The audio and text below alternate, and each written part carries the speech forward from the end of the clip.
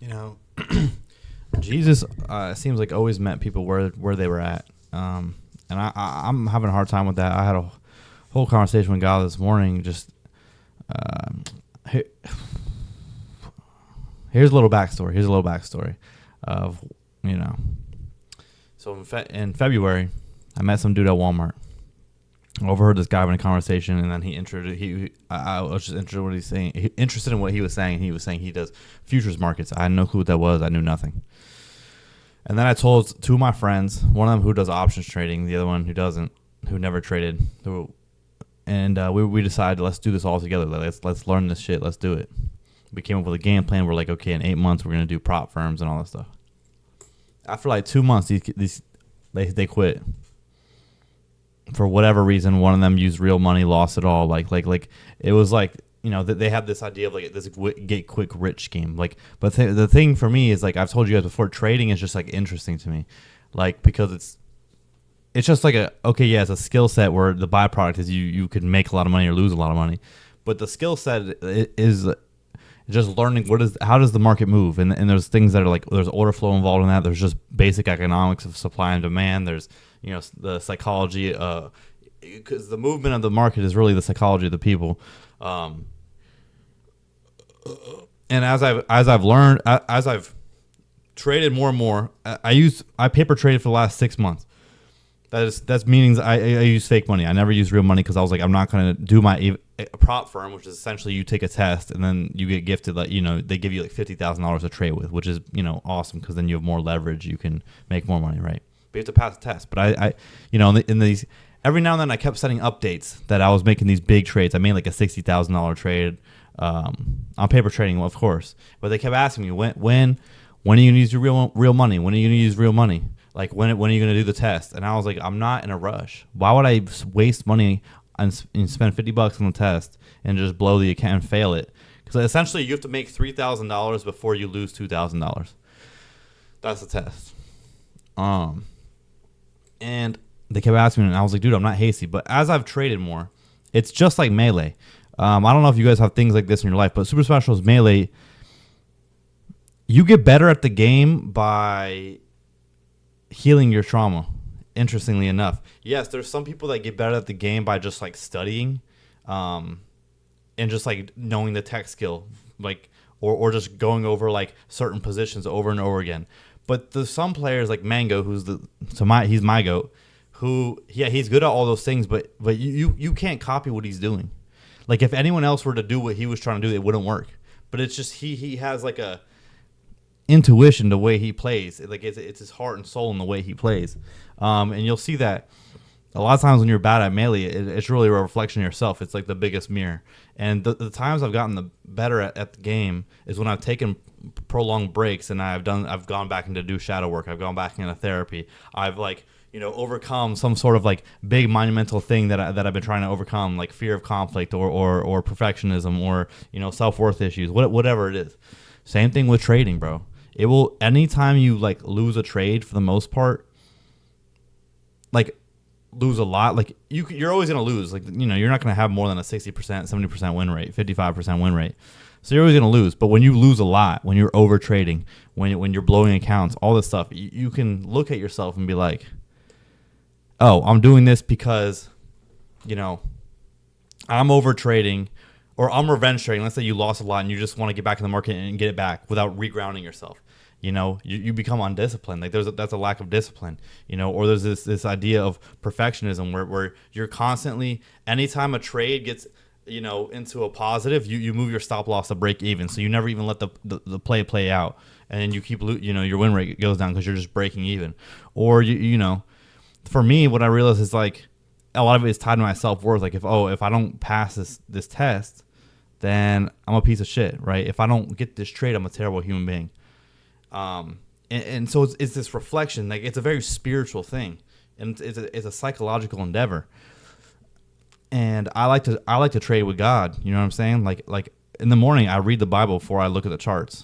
I get in my Bible, I look, I try to, or at least have a conversation with Him on my ride to work. And it's not just like talking. Like when I talk to Him, it's not like, oh, please help me win today. It's not that. It's like, give me discernment. You know what I mean? give me patience, give me discernment, all that type of stuff. And so my point being is, so my friends quit. They quit, and I kept sending them stuff of me winning. Last week, I finally opened up my prop firm account to take the exam. Coincidentally, it's 8 months on the dot. Like I said from the beginning, the plan, I manifested it in real time. I'm now up $1,500 because the max you can make in one day for the test is $1,500. Is half of the target, which is $3,000. So I made $1,500. So I'm halfway there, and I send this to them, and they're hyped, right? And I get in a call with them, and they're essentially like, if you pass this, we're gonna get back into it. And this is where I'm talking. This is like, I don't know why it upset me, because then after they said that, like, I showed them some of the trades I was taking. I was explaining what was going on, and I realized they weren't paying attention at all. And then when I told them, like, because they like to trade differently. One of my friends, he does options. He's very successful at options, and he's a very analytical mind. My other friend, he's more like, I get nervous because he's very high dopamine. Like when we did back testing for the first month before they quit, he was literally just sitting on the 1 minute chart, spamming trades, doing like 100 trades, which is insane. And when I told him, I was like, oh, I found, some people on TikTok, some people on YouTube that kind of trade how each of you like to trade, like with the type of strategies. And my one friend that's more of the gambling guy, he was literally like, I don't care as long as I make money. And it's like right there.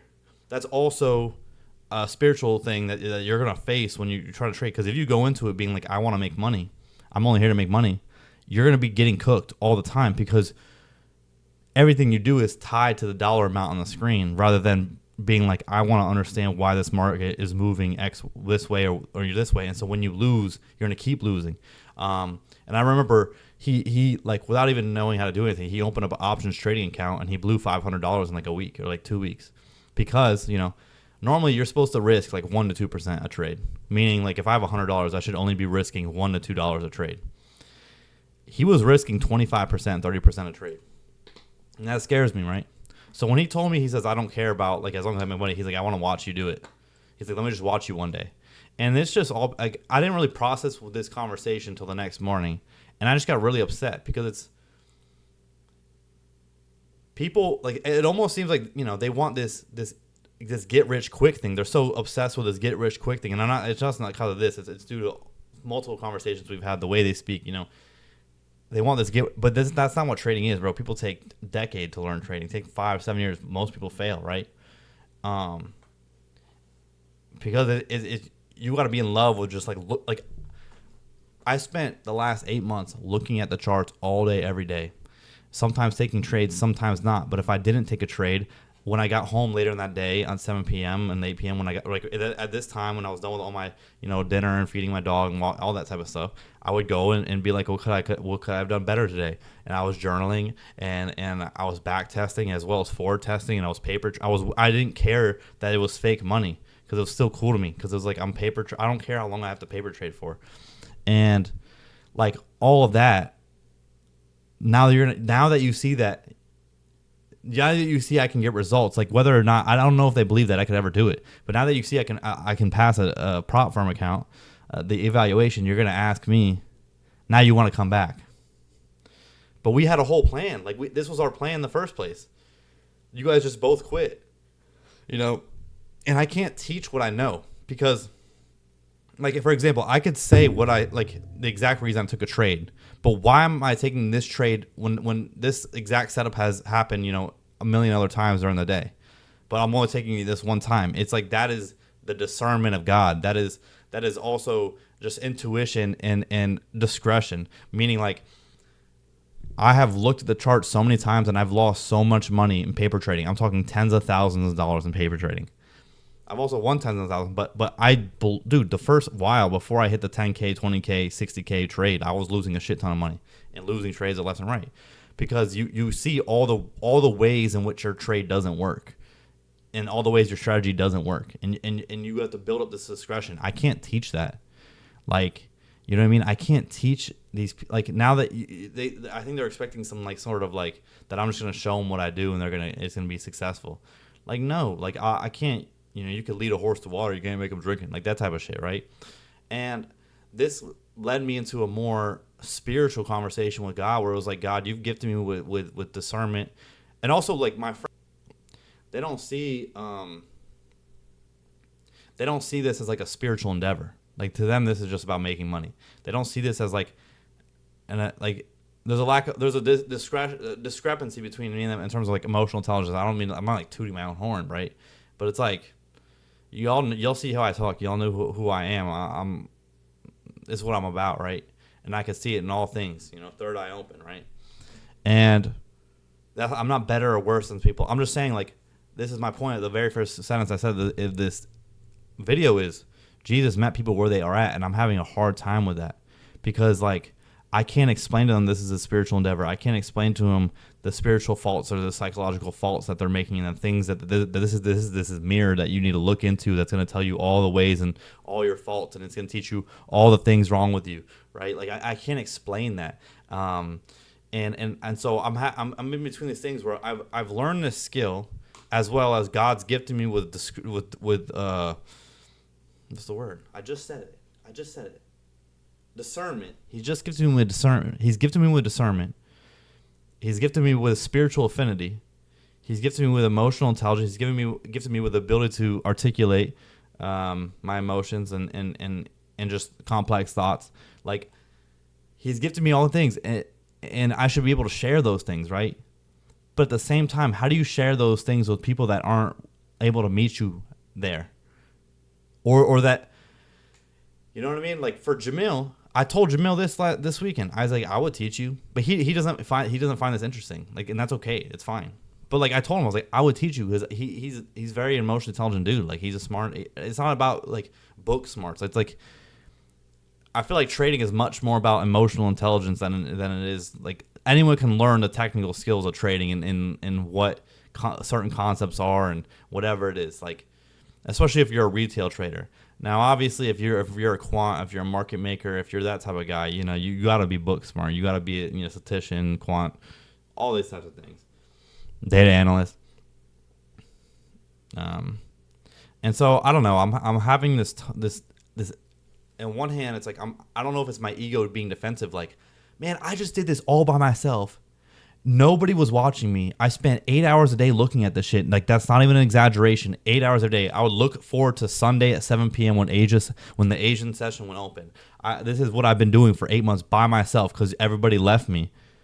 And now that you see that I'm going to get results and that I could be making money off of this and that I can have success and that I can pass the test, now you want to come back and ask me to teach you. But it's like, you know what to do. Just do what I did. Go paper trade.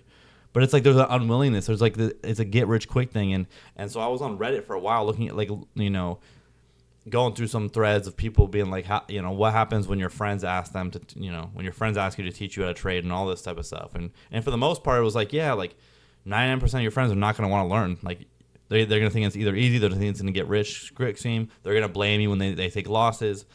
The thing is, Andrew's really smart, bro, and Andrew was really good at the shit. I don't know why he quit.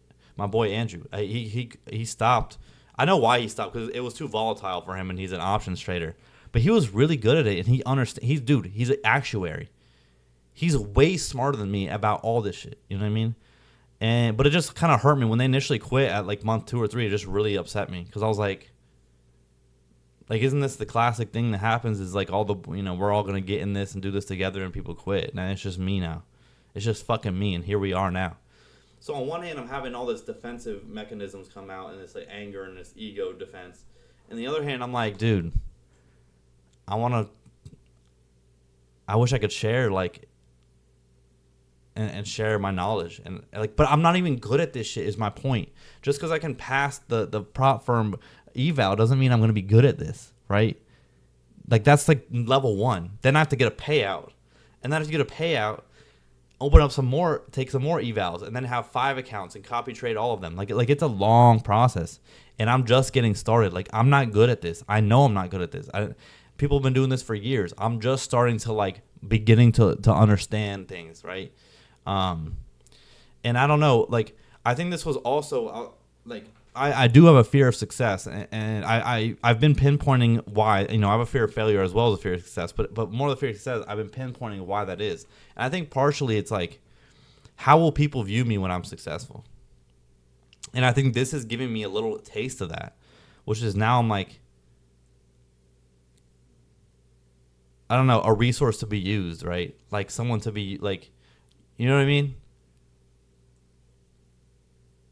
Like, and what's gonna happen when I have money and when I have like wealth, or when I have my wife, like in all forms of success, when I get the, like, because I've already seen it started happening at my job, bro.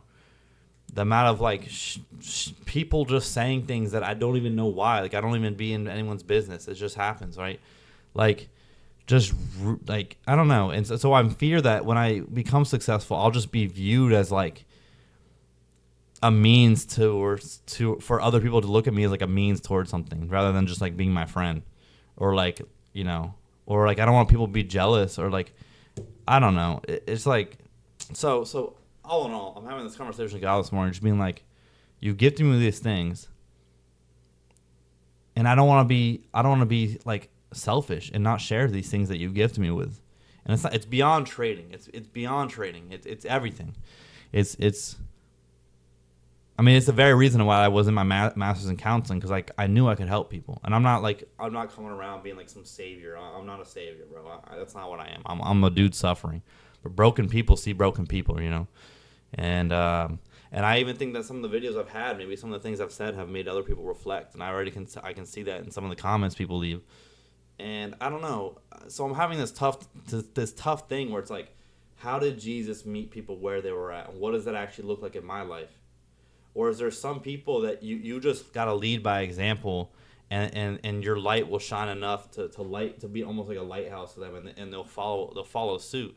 I mean, I feel like that's how it is for me and Jamil. Like we go back and forth with that. Like sometimes like I'm doing really well and he sees me and he pushes forward, and then he's doing really well and I see him and I push forward. Right? It's this push and pull. Same with me and Julianne. But I don't know. I'm in this weird place where I don't want to be mad. Like, I don't want to be mad, but it just feels really bad when, like, you've done all this work that nobody's seen, and now that you finally have results, people just want to, like, people want a shortcut past all the work you did and just get, like, what did you find? Like, what did I find from all those months of training? And then take that rather than do the months of training themselves, right? And it just kind of feels bad to me. And I don't know, it's a little upsetting. But I love them. Like I'm not mad at them. Like in terms of that, I think I'm more so hurt. I'm not mad. I was just more so hurt that they stopped in the first place. Now, granted, my other friend, he's in the military, so he was getting deployed to X, Y, to different places. So it's not like he could sit here and actually like grind. And he said he has more time, so he wants to grind now. But like when I bring up the idea tell them that, like, to paper trade, it's like they don't want to do it, you know. But you have to, you know. Like for example, like if he spent $500 and blew it on options trading account, I spent $10 a month on TradingView to get the paper trading account and to get live chart data. That's $10 a month. It would have taken me 50 months to blow to blow $500. Like that's crazy. So I don't know. Like, if you guys have advice on this, like, I just, like, God gifts you with things and you want to share them, because what's the point then? Like, am I not supposed to be, like, a preacher? Am I not, you know what I mean? Like, am I not, and in this seat, I'm going to get back in the text, you know what I'm saying? We're going to get back to some scripture every now and then, because for some reason I've been feeling convicted to do so, even though I don't want to, but that's when you have to do it. But it's like, yeah, it's just like when you want to share these things, and I think I've had conversations with Jamil like this, where he, you know, where it's just like, well, some people just aren't ready, or some people don't want to hear what you have to say, or some people, they're just not at the spot. But I don't want that to make it seem like I'm looking down. I'm not looking down on anyone. And it's not about. It's just people are in different spots in life, and I don't know. Like, I found over the weekend, I was at a hospital for work, and I seen an old friend, bro. A dude that I used to know all throughout elementary, middle, high school. One of my more closer friends. I mean, he was a grade below me, and I didn't see him in a long time.